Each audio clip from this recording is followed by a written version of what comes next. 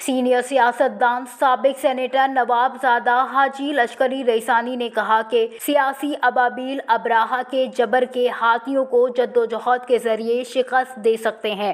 سماج کو بدلنے کے لیے ہمیں اپنے اندر شعور اور جذبہ پیدا کرنا ہوگا۔ جب تک ہم اپنا احترام نہیں کریں گے، کوئی بھی ہمارا احترام نہیں کرے گا۔ ایک طرف سیاسی جماعتیں عوام کی بات کر رہی ہیں تو دوسری جانب عام ووٹرز کے بجائے الیکٹیبلز کو تلاش کر رہی ہے۔ بلوچستان اور بالخصوص کوئٹہ میں آباد تمام اقوام ایک گریٹر خاندان کے افراد ہیں۔ ہمیں اپنی آئندہ نسلوں کی باوقار زندگی کے لیے مل کر ایک نئے دور کا آغاز کرنا ہوگا، اور سماج اس وقت بدلے گا جب جہانزیب آوان جیسے سیاسی کارکن اس سماج کے اندر سے سیاسی شعور کو فروغ دے کر اس ملک کو درپیش بحرانوں کا خاتمہ کریں گے۔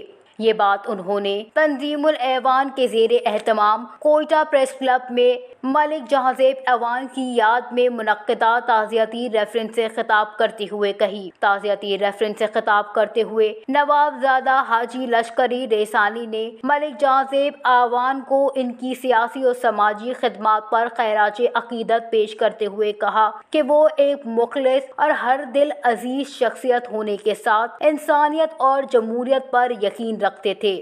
زندہ قومیں اپنے اچھے لوگوں کو خراج عقیدت پیش کرنے کے لیے ان کے نقش قدم پر چلتی ہیں۔ جہانزیب ایوان کو بہترین خراج عقیدت پیش کرنے کے لیے ہمیں اس سماج کو مثبت تبدیلی کی طرف لے جانے کے لیے اپنی زندگیاں وقف کرنا اور اپنے حصے کا کردار ادا کرنا ہوگا۔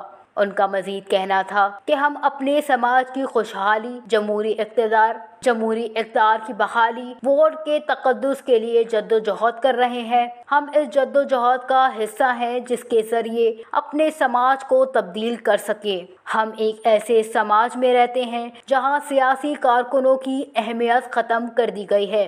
سیاسی پارٹیاں اپنے سیاسی کارکنوں کو ترجیح دینے کے بجائے الیکٹیبلز کا ڈرامہ رچا کر ان کو مسلط کرتی ہیں، اور جہاں الیکٹیبلز کا ڈرامہ ہو، اس کا مطلب عام ووٹر کی حیثیت سیاسی پارٹیوں نے ختم کر دی۔ ایک طرف سیاسی جماعتیں عوام کی بات کر رہی ہیں، سیاسی جماعتوں کے اندر سیاسی شعور، منشور، معاشی پروگرام، سماج، پارلیمنٹ اور جمہوری اقدار کو بنانے کے بجائے اقتدار تک پہنچنے کی کوشش کر رہے ہیں۔ صوبے پر جعلی الیکٹیبلز کو مسلط کیا جاتا ہے۔ ایسے میں ہمیں اپنے رویوں کو بھی خود احتسابی کے تحت بدل کر سیاسی کارکن کو اپنا آئیڈل بنانا چاہیے۔